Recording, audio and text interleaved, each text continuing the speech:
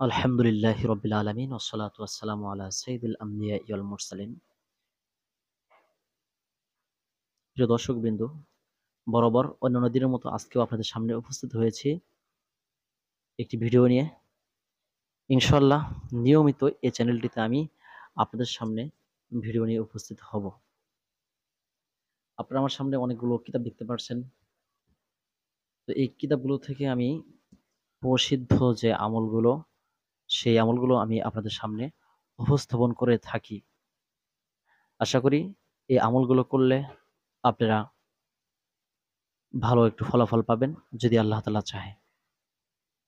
আজকে আলোচনা করব দোয়া কবুল হওয়ার জন্য অথবা মনের আশা পূর্ণ করার জন্য যে একটি আমল, সেই আমলটি আপনাদেরকে বলে দেব আজকে। আপনারা আমার হাতে একটি কিতাব দেখতে পাচ্ছেন। কিতাবটির নাম হচ্ছে আমলে কোরআনী। কিতাবটির নাম হচ্ছে আমলে কোরআনী।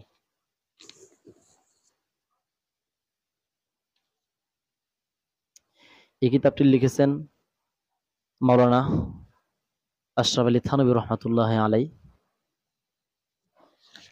আমি চলে যাচ্ছি এই বইটির 145 নম্বর পৃষ্ঠায়।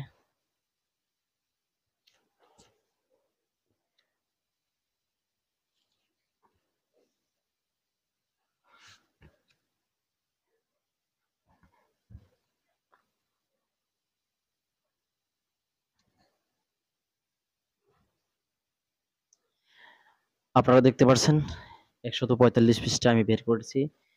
এখানে লেখা আছে, পৃষ্ঠাটা আমি আপনাদেরকে দেখার সুযোগ করে দেই।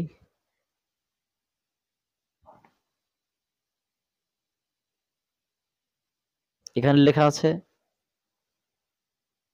জুমার দিন আসরের নামাজের পর নির্জনে বসিয়া, অবশ্যই নিয়মগুলো মনোযোগ দিয়ে শুনবেন। জুমার দিন আসরের নামাজের পর নির্জনে বসিয়া, যেহেতু আজকে জুমার দিন, আজকে এই আমলটা করা যাবে। আসরের নামাজের পরে নির্জনে বসিয়া, মানে অবশ্যই পাক পবিত্র স্থানে বসতে হবে। 70 বার আয়াতুল কুরসি পড়িলে কলবের মধ্যে একটি বিশেষ অবস্থান সৃষ্টি হয়, আর ওই অবস্থায় যে কোনো দোয়া চাওয়া হয় তাহলে আল্লাহ পাক তা কবুল করেন। তো আজকে যেহেতু জুমার দিন, আজকে যদি এই আমলটা আপনারা করতে পারেন তাহলে খুব ভালো হয়। আর অবশ্যই পাক পবিত্র স্থানে সুন্দরভাবে আমলটা করার চেষ্টা করবেন। মসজিদে করলে সবচেয়ে ভালো হয়, মসজিদের এক কোণে বসে বসে, আর কারোর সাথে কথা না বললে ভালো হয়। আমল চলাকালীন সময় কারোর সাথে কথা বলবেন না। এরকম আরো ভিডিও পেতে চ্যানেলটি সাবস্ক্রাইব করে রাখুন। আসসালামু আলাইকুম।